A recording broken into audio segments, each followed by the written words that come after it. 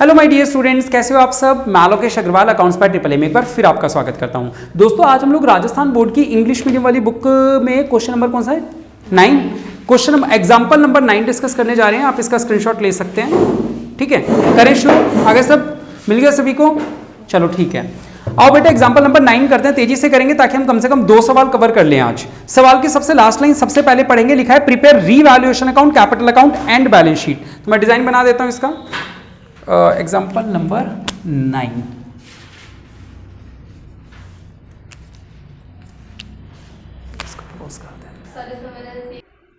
तो ये हमने फॉर्मेट बना के तैयार कर लिया बेटा। आओ जरा देखते हैं क्या करना है। सबसे पहला काम क्या करते हैं, ओपनिंग कैपिटल डाल दें 40,000 और 30,000।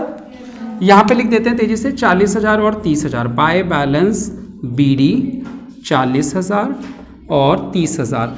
अच्छा, जो लोग पिछले 2 दिनों में नहीं आए थे, मैंने परसों की क्लास में कैपिटल एडजस्टमेंट करवाई थी और मैंने इंपॉर्टेंट वर्ड लिख के भेजा था व्हाट्सएप पे। उस वीडियो को, उस क्वेश्चन को आराम से देखेंगे जब भी टाइम मिलेगा आप लोगों को, बहुत इंपॉर्टेंट था वो। उस दिन वेब सीरीज की तरह देख लेना। चलो, ए और बी पार्टनर्स हैं 2:1 में।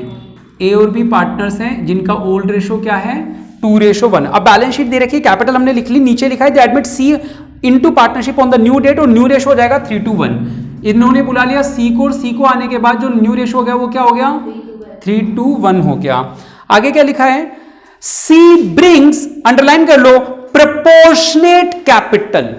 यही हमारा इस चैप्टर का सेकंड और लास्ट टॉपिक है, प्रपोर्शनेट कैपिटल। मैंने आपको बताया था पिछली जो एडजस्टमेंट करी थी हमने, उसमें क्या सीखा था, नया पार्टनर पूरा जो कैपिटल आता है उसके बेसिस पे पुरानों की चेंज कर दो।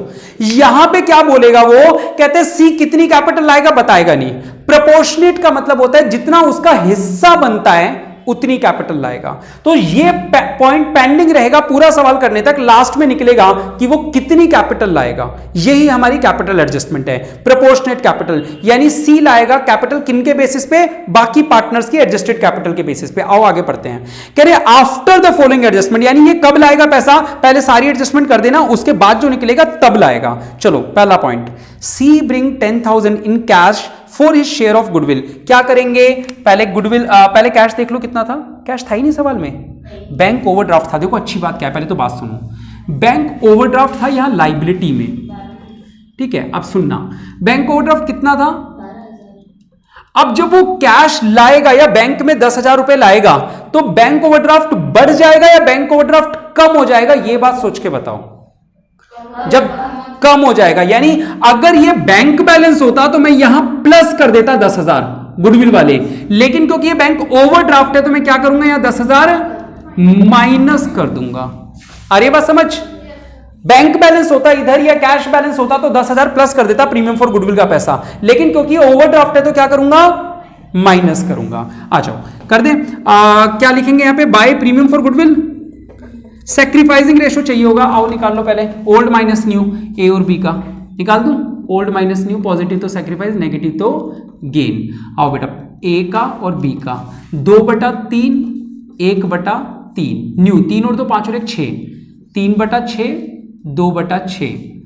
एलसीएम 6 ले लूं तो 2 दूनी 4 माइनस 3, 1/6। एलसीएम 6 ले लेता हूं, 2 माइनस 2 0। यानी जितना भी सेक्रीफाइस किया किसने किया, ए ने। तो जो पूरे के पूरे 10,000 में लाया हूं किसको मिल जाएंगे, ये वर्किंग नोट नंबर 1 से समझ लेना ये बात, ठीक है। सेक्रीफाइसिंग रेशो अकेले ए को मिलेंगे क्योंकि मेरे को शेयर किसने दिया है, ए ने। तो पूरा का पूरा पैसा किसके नाम पे आएगा। पहला पॉइंट समझ में आया नहीं आया, होमवर्क में ना देने का कारण क्या है कि एक तो ये बैंक ओवरड्राफ्ट समझ में आ गया आपको, दूसरा ये तो आपको पता ही था, मुद्दा ये था कि सर ये सैक्रिफाइसिंग रेशो में बढ़ता है और केवल ए ने सैक्रिफाइस किया है तो केवल ए को ही पूरे पैसे मिल जाएंगे। चलो नेक्स्ट पॉइंट देखते हैं, कहां था, सेकंड पॉइंट। वन डेटर, यानी एक बंदा है जिसके 500, जो कि जिसके 500 रुपए लेने थे हमें। One debtor for 500 is nothing will be recovered from him. एक बंदा था 500 रुपए लेने थे, मर गया, मिलेंगे कोई बात नहीं, डूब गए पैसे, 500 रुपए डूब गए, बैड डेप्ट हो गए। डेटर्स कितने के थे बताना, पहले से 37,000 के थे। 500 रुपए का बंदा मर गया तो डेड मत लिख देना, बैड डेप्ट लिख देना। कितने रुपए, और ये फायदा हुआ है नुकसान, तो यहां बैड डेप्ट मत लिखना, टू डेटर लिख देना। 500, ठीक है, आ गया होगा समझ में? नहीं अभी हो सकता है प्रोविजन का पॉइंट मिल जाए इसलिए नहीं लिखा है, पक्का नहीं है, चलो ठीक है फिर तो लिख देता हूं 36,500।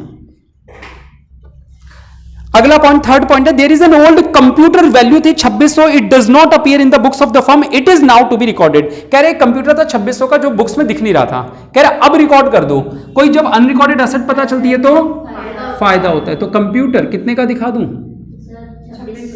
और फायदा हो गया बाय कंप्यूटर। अनरिकॉर्डेड एसेट पता चलने से फायदा होता है 2600 रुपए का। आगे दो नहीं, patents are valueless, balance sheet में पेटेंट्स दे रखे हैं 2000 के, कह रहे हैं वैल्यूलेस यानी कि ये बेकार है, तो 2000 में से 2000 माइनस कर दूं, नुकसान कितने का हुआ 2000 का। ये बात समझ में आ गई, पेटेंट्स 2000 का नुकसान हो गया, 2000 माइनस करके 0 लिख दिया। अगला पॉइंट क्या है, 2% discount is to be received from creditors. बेटा क्रेडिटर कितने के थे ना 20,000 के संडी क्रेडिटर, तो क्रेडिटर कितने के थे 20,000 के, 20,000 में से कितना डिस्काउंट बनेगा अपना 2% यानी कि 400, तो ये हो गया 19,600, 400 रुपए का हमें फायदा हो गया bye discount from creditors. Done.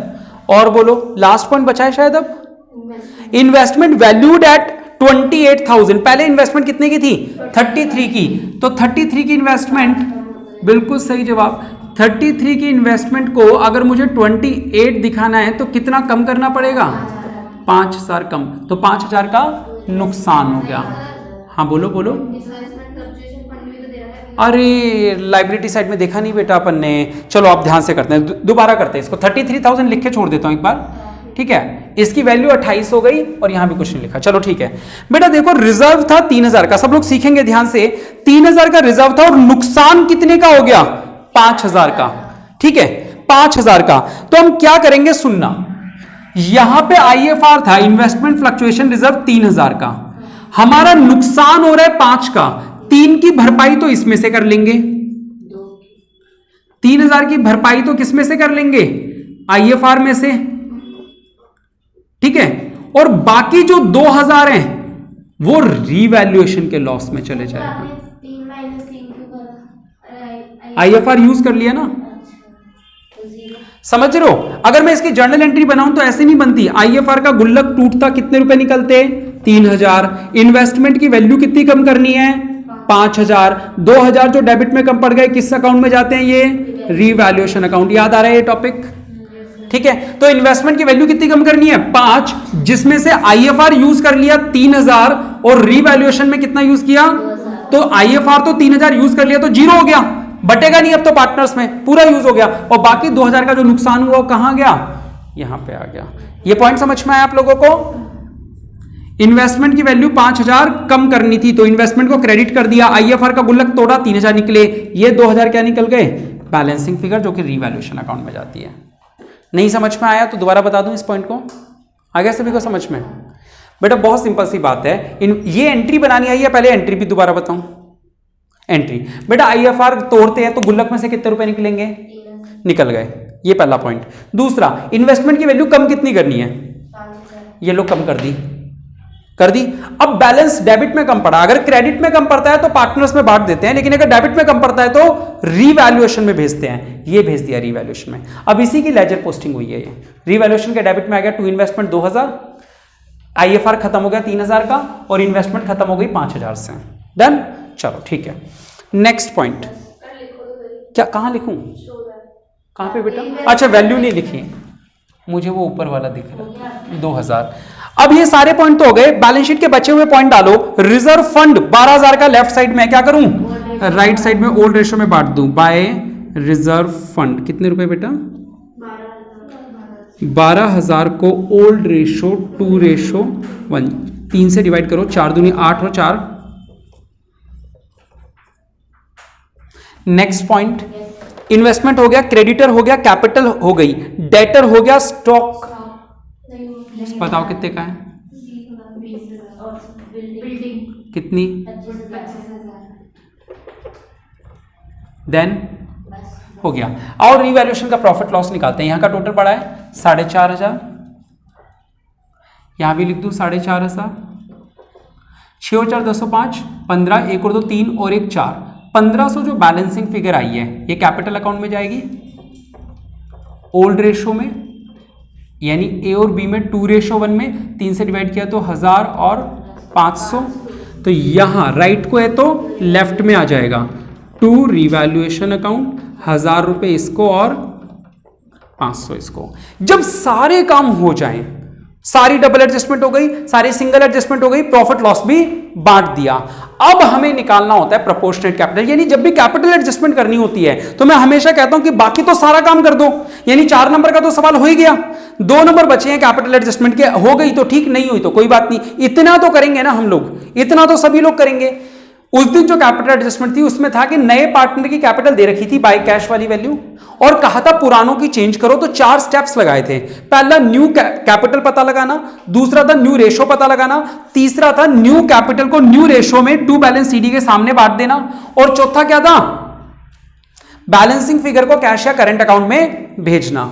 याद आ रहा है? देख लेना जिन्होंने नहीं देखी है। अब आज वाला क्या है, आज वाले में वो कह रहा है कि भाई सी पैसे लाएगा, कितने लाएगा, जो उसकी प्रोपोर्शनेट कैपिटल बनती है उतने रुपए लाएगा। बेटा प्रोपोर्शनेट कैपिटल का फार्मूला होता है, वो फार्मूला सीख लो, और कुछ भी नहीं है। यानी ये वाली कैपिटल एडजस्टमेंट इजी होती है, ये वाली जो होती है ना इजी, बस फार्मूला याद रख लो। प्रोपोर्शनेट कैपिटल का फार्मूला क्या होता है, छोटा सा फार्मूला है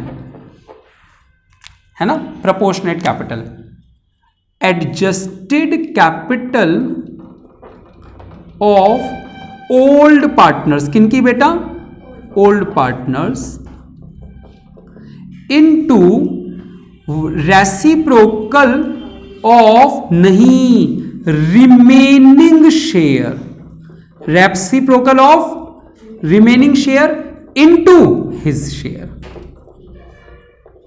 है ना। बस याद रखना है आपको ये फार्मूला। मैंने कहा ये वाली एडजस्टमेंट आसान है, बस आपको याद क्या रखना है, इसका फार्मूला याद रखना है।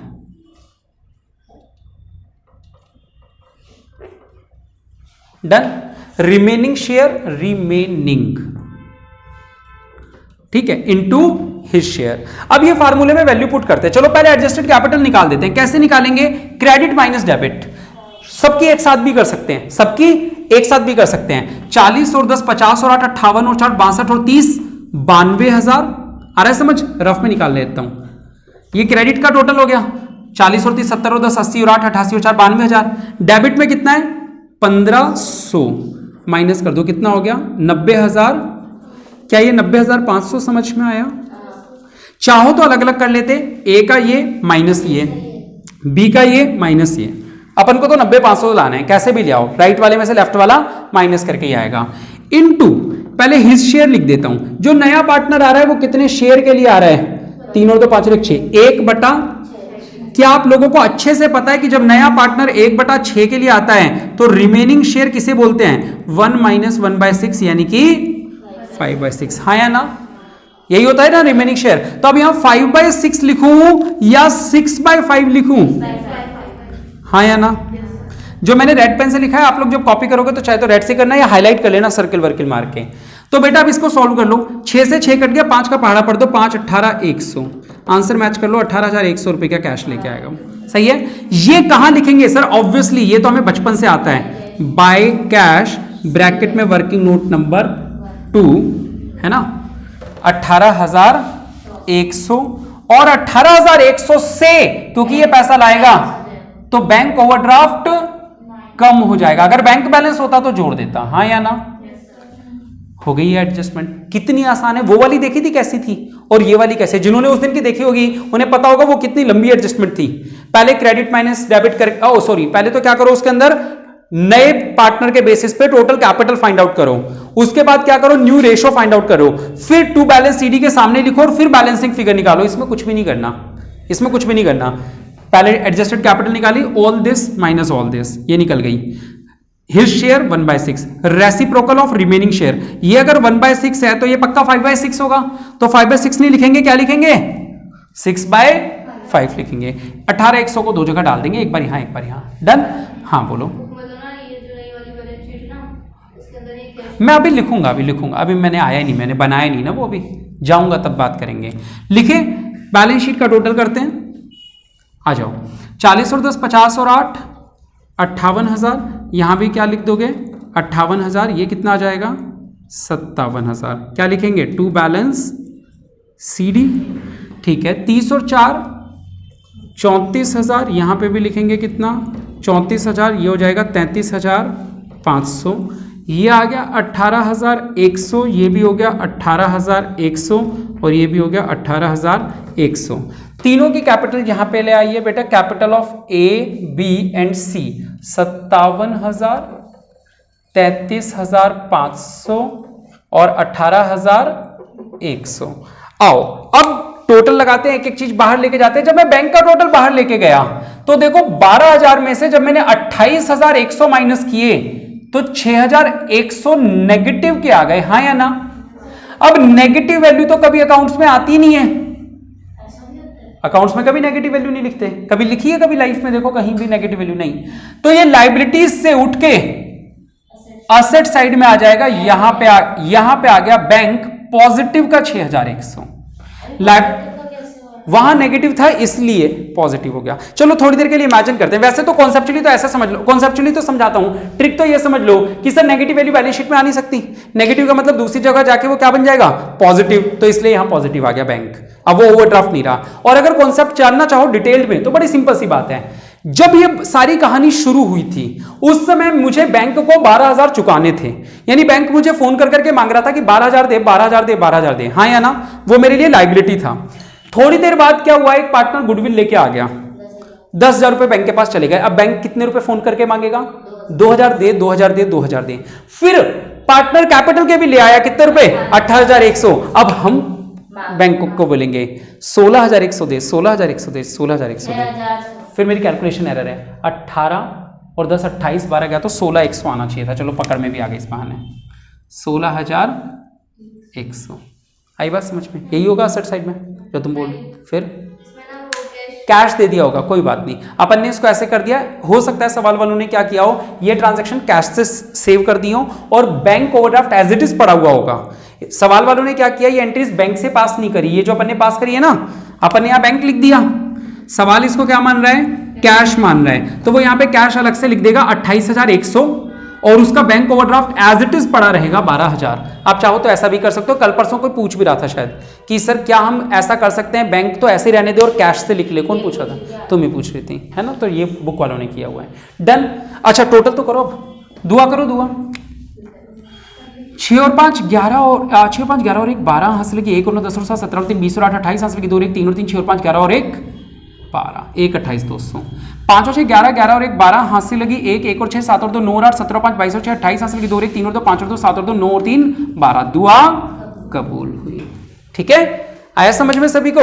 तो आप लोग इसका स्क्रीनशॉट ले सकते हैं। ये आज की कैपिटल एडजस्टमेंट है, इसे आप नोट्स में लिख लेंगे। जैसे वो 4 पॉइंट मैंने कहा था अलग से एक पन्ने पे नोट पे लिख लेना, उसी तरह सेकंड कैपिटल एडजस्टमेंट ये वाली चीज अलग से भी एक पन्ने पे नोट्स में लिख लेना। एक तो वो वाली जो मैंने परसों की क्लास में सिखाई थी और एक ये वाली। ठीक है, चलिए ठीक है, पॉज कर देता हूं, नहीं भेज दूंगा। चलो बेटा एक काम करते हैं, कुछ सवाल डिस्कस करते हैं। जैसे क्वेश्चन नंबर 15 निकाल लो, 15, हाँ unsold, page number 84, question number 15।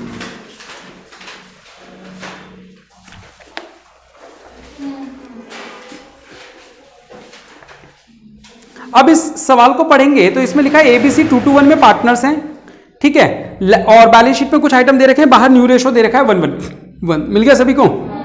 आगे लिखा है they further agreed that stock की वैल्यू होगी 20% ज्यादा, फायदा हो गया। डाउटफुल डेप्ट का प्रोविजन 1,000 से बढ़ाना है, नुकसान हो गया 1,000 का। डेप्रिशिएट करना है फर्नीचर और प्लांट दोनों को 10%, नुकसान हो गया। रेंट आउटस्टैंडिंग पता चला, ये भी नुकसान हो गया। गुडविल पूरे फॉर्म की जो है वो 51,000 रुपए, ये एक अलग टॉपिक हो गया जिसके लिए रॉबिनहुड एंट्री पास होती है। ठीक है, आगे क्या लिखा है सुनना और अंडरलाइन करना जब मैं बोलूं।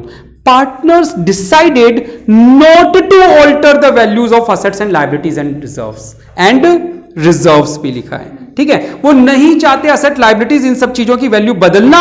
दे also decided not to show goodwill in the books, पास अंडरलाइन करो, single entry to give effect of the above changes. आज सीबीएसई वालों को भी यही टॉपिक पढ़ा रहा था। जब भी सिंगल एडजस्टमेंट एंट्री मांगी जाती है किसी भी चैप्टर में, तो क्या मीनिंग होता है इसका? Robin hood entry. क्या होती है robin hood entry? Gaining debit to sacrifice. पहला काम क्या करोगे, सुन लो, बाद में वीडियो में देख लेना। वीडियो अभी लगभग 20 मिनट की हो गई, तो 20 मिनट से चालू करके देख लेना। पहला काम क्या करना होगा, ओल्ड माइनस न्यू, पॉजिटिव तो सैक्रिफाइस, नेगेटिव तो गेन। जब ये बना लोगे तो आप लोगों का एक वर्किंग नोट बन गया, ये मतलब पॉजिटिव तो सैक्रिफाइस, नेगेटिव तो गेन। तो एंट्री बना लोगे गेनिंग डेबिट टू सैक्रिफाइस, वो एंट्री यही बन जाएगी, C debit to A to B. Entry तो ये बन जाएगी। अब आप लोगों को करना क्या है, उसने बोला कह रहे हैं हम नहीं चाहते किसी भी एसेट और लायबिलिटी की वैल्यू चेंज करना, तो आप क्या करोगे, एक रफ में रीवैल्यूएशन अकाउंट बनाओगे, रफ में, ठीक है। और रीवैल्यूएशन अकाउंट बना के उसका ये देख लेना आंसर प्रॉफिट आया या लॉस। जैसे मान लो ये आया है तो ये लॉस होता है, और अगर इधर आया तो प्रॉफिट होता है। अब आपको क्या करना है, सुनना, क्वेश्चन नंबर 15 की बात चल रही है ना। क्वेश्चन नंबर 15 में एक तो आप प्रॉफिट या लॉस निकाल लोगे, एक आपको वैल्यू ऑफ गुडविल दे रखी है। वैल्यू ऑफ गुडविल कितनी है? एक ये 51,000, एक ये बैलेंस शीट में जनरल रिजर्व को भी बांटने से मना कर दिया ना उसने, तो जनरल रिजर्व कितने का था?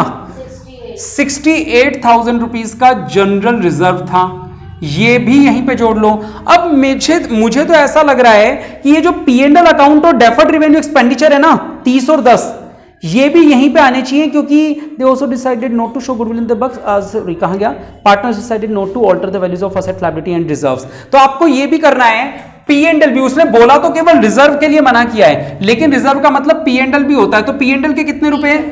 30,000। और एक असेट साइड में डेफर्ड रेवेन्यू एक्सपेंडिचर है कितना, इसे नेगेटिव लिखेंगे, ठीक है।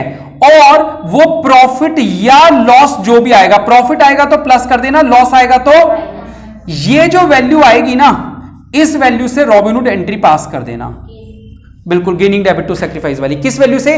इससे मल्टीप्लाई करना जो यहां पे आएगा।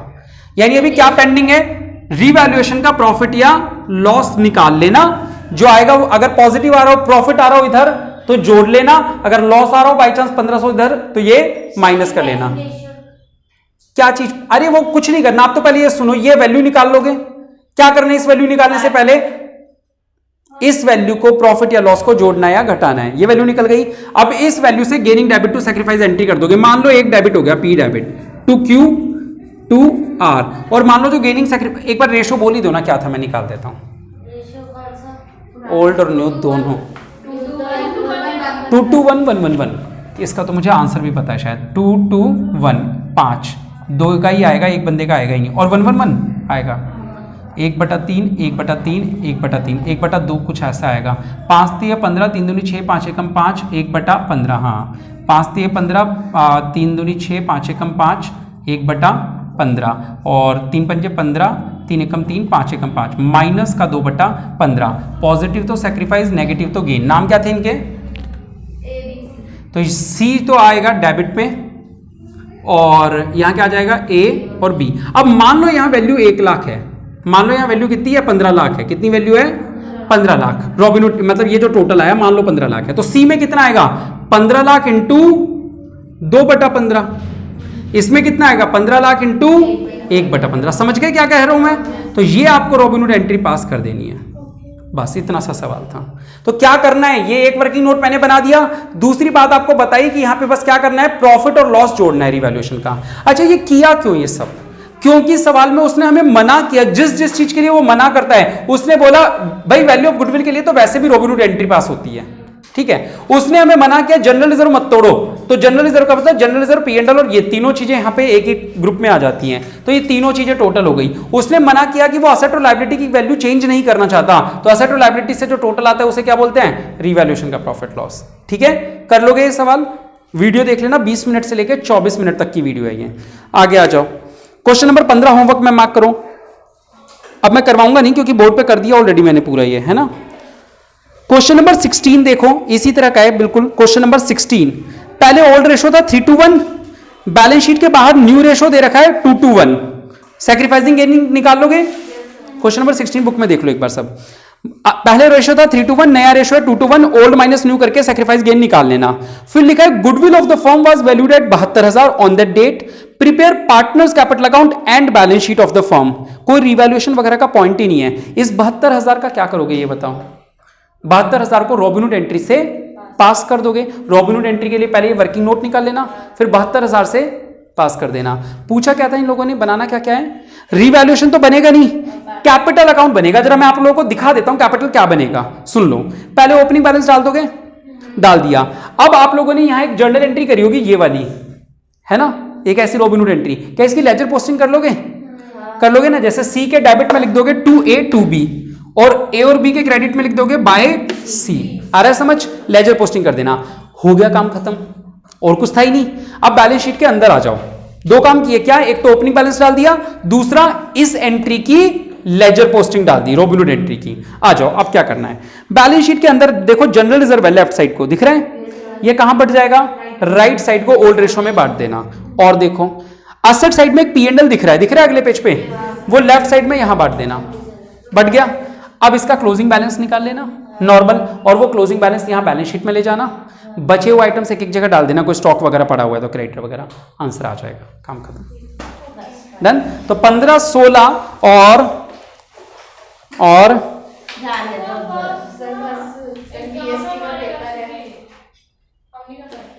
17 में केवल रीवैल्यूएशन अकाउंट और है, बाकी कुछ भी नहीं है, ठीक है। तो 15, 16, 17 3 सवाल होमवर्क में है, यहां लिखूं क्या बोर्ड पे, क्वेश्चन नंबर 15, 16, 17 ये होमवर्क में है, नहीं किए ना तो फिर देखना 15, 16, 17, नहीं कोई बात नहीं, पेपर के बाद कर लेना, ठीक है। चलिए आज के लिए इतना ही। कैसी रही क्लास, लाइक और कमेंट करके जरूर बताएं। बहुत बहुत शुक्रिया, जय हिंद, जय भारत।